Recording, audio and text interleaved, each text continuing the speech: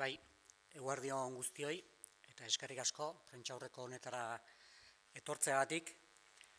Atzo izan balitz bezala, oroitzen dugu, duela 10 urte, Bilbon eta Iruñan bildu ginen gaur hemen gauden alderdietako ordezkariak, alternatiba, Eusko Alkartasuna eta sortuko ordezkariak milaka euskal herritarrekin batera, konstituzio auzitegiaren ebazpenaren zain. Horrenbestez, 10 urte egin ditu ezkerreko subiranisten, ezkerreko independentisten elkarguneak. Bide honetan goraberak izan dira, une gazi eta gozoak, baina euskal jendartean proiektu honek sortu zuen ilusioa egun bateko lorea ez zela egiaztatu da. 10 urte geroago, herri honetako subiranistak, independentistak eta ezkertiarrak batzen dituen proiektu politikoa inoiz baino biziago dago. Eta etorkizun ilusionagarria marrazten du gainera. 10 urteko ibilbide honetan ikasi dugu Euskal Herria bildu, subiranisten, independentisten eta ezkertiaren etxe komuna dela. Euskal jendartearen zati handi batek batzen duen eta honen alde egiten duen proiektu politikoa, proiektu askatzailea dela. Proiektu hori indartu eginda 10 urtetako ibilbide honetan. Bai kanpora begira, bai egituretan eta baita ere barne antolaketan.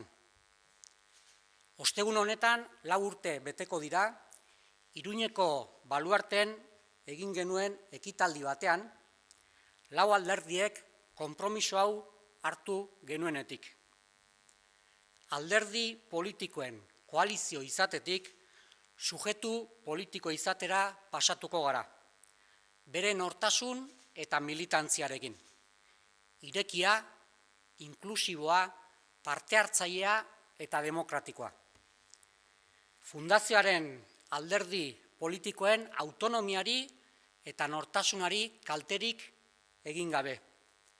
Gure aldeko diskurtso, profil eta espazioei eustearen aldeko konpromisoa zen eta da.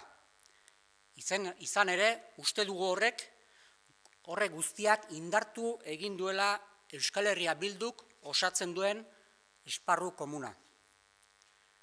4 urte geroago, Euskal Herria bilduren kongresuaren baitan, gure konpromisoa berretsi eta handitzeko aurkeztu gara gure herriaren aurrean. Euskal Herria bildu gu ere bagarelako, sorrerako alderdiok. Eta 4 urte geroago esan dezakegu ibilbide honen balantzea oso positiboa dela. Batez ere itxaropentsua, ilusionagarria eta etengabeko erronka da. Non aniztasunean batasunaren fruituak ikusten ari garen. Euskal Herria bilduren proiektua den etxe kopun honek fruituak ematen jarraitzen du.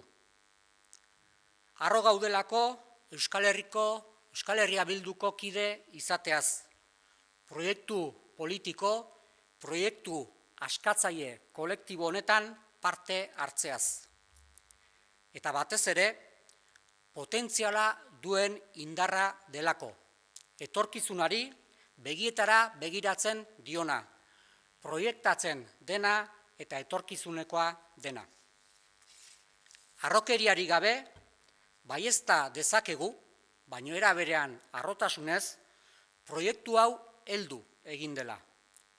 Politikoki gero eta erabakigarriagoak eta eraginkorragoak gara. Berdinen Euskal Errepublika eraikitzeko baldintza sozial eta politiko berriak lortzeko orduan. Eta hori guztia ez litzateke posible izango gure tresnarik, gure altxorrik garrantzitsuenarik gabe. Euskal Herria bildu osatzen duten gizon eta emakume guzti horiek gabe. Euskal Herria bilduren militantzia. Beraiek dira subiranotasunaren, ezkerreko independentismoaren etxe handi honen altxorrik eta enbaxadorik garrantzitsuena.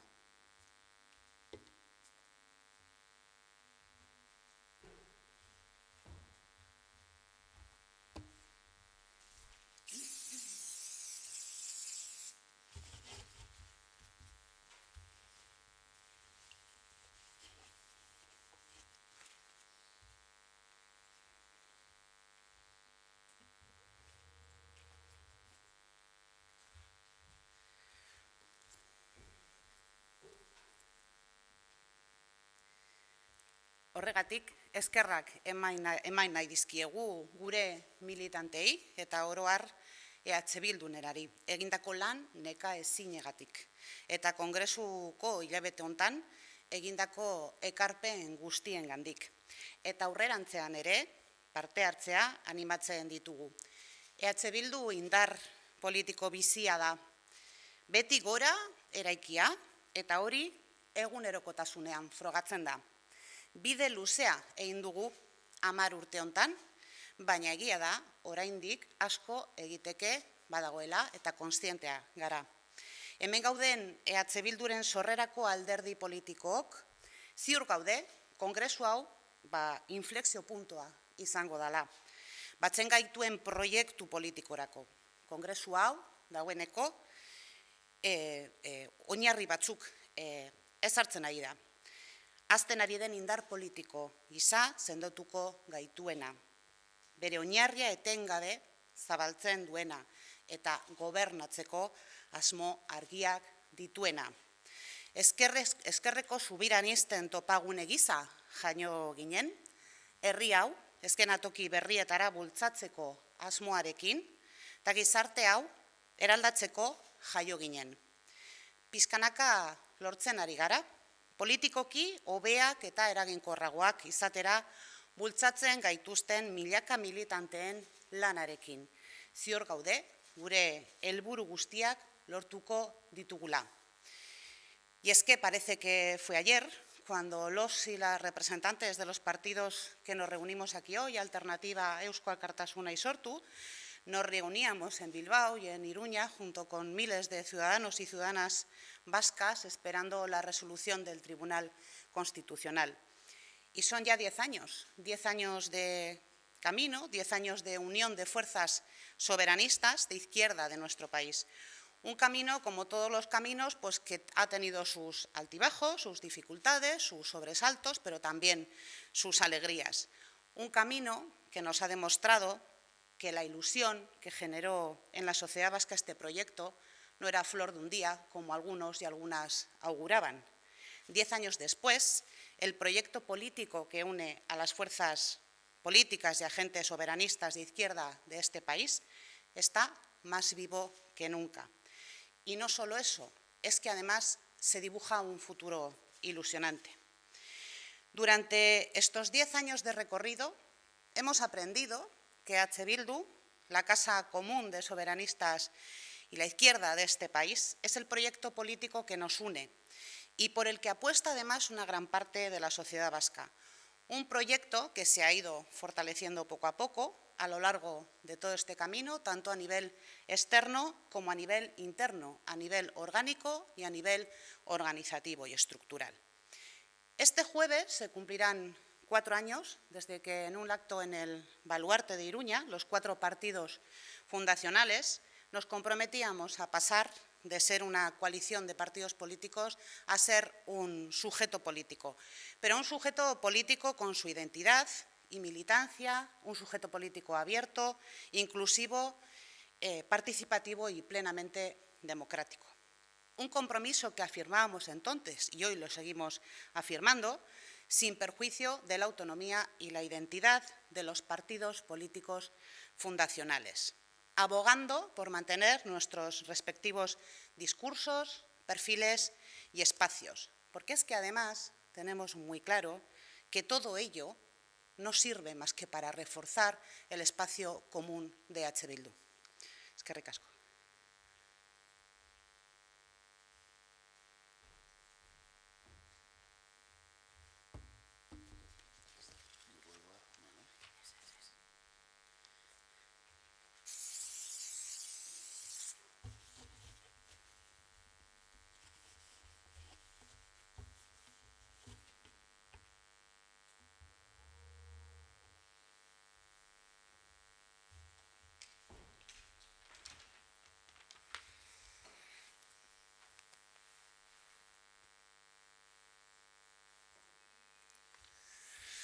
4 años más tarde, en el marco ya del Congreso de Euskal Herria Bildu, nos presentamos ante el país para redoblar nuestro compromiso en y con Euskal Herria Bildu. Porque Euskal Herria Bildu también son los partidos fundacionales. Y 4 años más tarde podemos decir que el balance de esta andadura es altamente positivo. Es, sobre todo, esperanzador, ilusionante y un reto constante en el que se ven los frutos de la unidad en la diversidad, de esta casa común que es el proyecto de Euskal Herria Bildu. Porque sentimos orgullo de ser de Euskal Herria Bildu, de sustentar y participar en este proyecto político colectivo. Y porque, sobre todo, es una fuerza con potencial que mira a los ojos de la gente, que se proyecta y que es de futuro. Podemos afirmar sin arrogancia, pero sí con orgullo, que este proyecto ha madurado. Cada vez somos más eficaces políticamente y somos más determinantes a la hora de conquistar nuevas condiciones políticas y sociales para construir una República Vasca de iguales. Y todo ello no sería posible sin nuestra mejor herramienta, que no son otras que las personas que integran y dan forma a Euskal Herria Bildu. Ellas y ellos son los verdaderos embajadores de esta gran casa del soberanismo de izquierdas. Por eso, queremos agradecer a nuestras militancias, a la militancia de Eusko Alkartasuna, de Sortu y de Alternativa, y a la de Euskal Herria Bildu en general, su trabajo incansable y la aportación realizada en estos meses de Congreso. Y las animamos a que sigan trabajando de la misma forma, a que sigan participando activamente en este proceso. Euskal Herria Bildu es una fuerza política viva, construida desde abajo, y eso se demuestra en el trabajo del día a día. Hemos hecho un gran camino en estos 10 años de andadura, pero aún nos queda mucho por hacer. Los partidos políticos fundacionales de Euskal Herria Bildu aquí presentes estamos convencidos que este Congreso va a ser un punto de inflexión para el proyecto político que nos une. Este Congreso está suponiendo ya la colocación de unos cimientos que nos van a llevar a consolidarnos como una fuerza política en crecimiento constante, que amplía su base de manera permanente y que tiene claras aspiraciones de gobierno. Nacimos como punto de encuentro de los soberanistas de izquierda. Nacimos para impulsar a este país a nuevos escenarios. Nacimos para transformar esta sociedad. Paso a paso lo estamos consiguiendo, con el trabajo de los miles de militantes que nos empujan a ser cada vez más mejores y más efectivos políticamente. De ese modo, tenemos la certeza de que conseguiremos todos nuestros objetivos.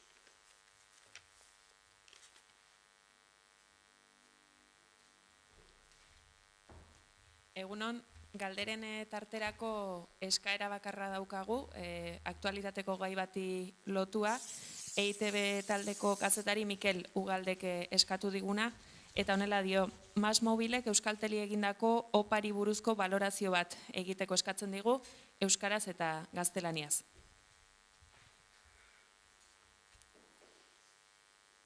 Bueno, eskerrik asko. Uste dugu MásMóvilek Euskaltelek erostea hasteko oso berritzarra dela, oso kolpelatza gainera euskal ekonomirako. Gaur egun telekomunikazioak dira oso importanteak eta sektore estrategikoa da herri guztietan. Eta guretzat ere oso importantea da erabakigunetan egotea eta hori ja hasteko galdu dugu. Jaurlaritzak esan du hori berri ona dela eta guk uste dugu hori arduga bekeria dela eta arinkeria. Baina Jaurlaritzak horrelak esatea ez gaitu harritzen be.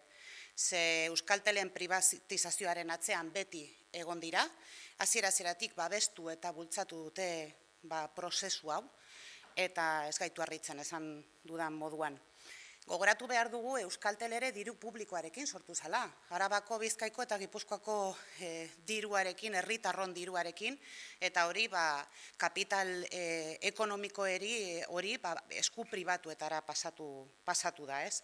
Eta hori ere uste dugu oso larria dela.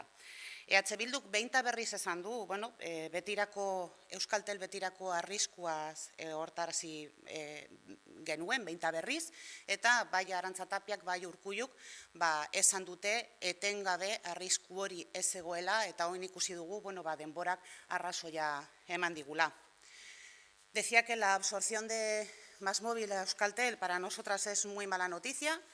Es una mala noticia para la sociedad vasca y es una mala noticia también a nivel económico, ¿no? Porque el sector de las telecomunicaciones es un sector estratégico para un país y creemos que con esta desaparición de Euskaltel también perdemos un referente y sobre todo perdemos también la capacidad de decisión en este ámbito, ¿no? El Gobierno vasco, bueno, pues ha salido públicamente diciendo que eso es una buena noticia y a nosotros esto nos parece, bueno, pues que es una irresponsabilidad hablar en estos términos, pero tampoco nos sorprende porque el PNV siempre ha estado detrás y siempre ha estado empujando y promoviendo este camino, ¿no? Y lo ha respaldado desde el principio hasta el fin, como hemos visto. Hay que dejar muy claro y no podemos olvidar que Euskaltel se creó con dinero público de la gente de Araba, Vizcaya y Guipúzcoa. Y ese esfuerzo económico ahora mismo ha pasado a ser o a estar en manos de capital privado. Eso también hay que recordarlo. Hemos estado diciendo desde H. Bildu incansablemente que este riesgo existía. Arantxa Tapia nos lo negaba, el lehendakari Urkullu también. Decían, bueno, pues que Euskaltel no estaba en riesgo y ahora hemos visto, bueno, pues que el tiempo a quien está dando la razón, ¿no? Por desgracia. Eskerrik asko, horixe izan da. Gaurko daukagun galdera bakarra, beraz amaitutzat emango dugu agerraldia. Mila esker guztioi.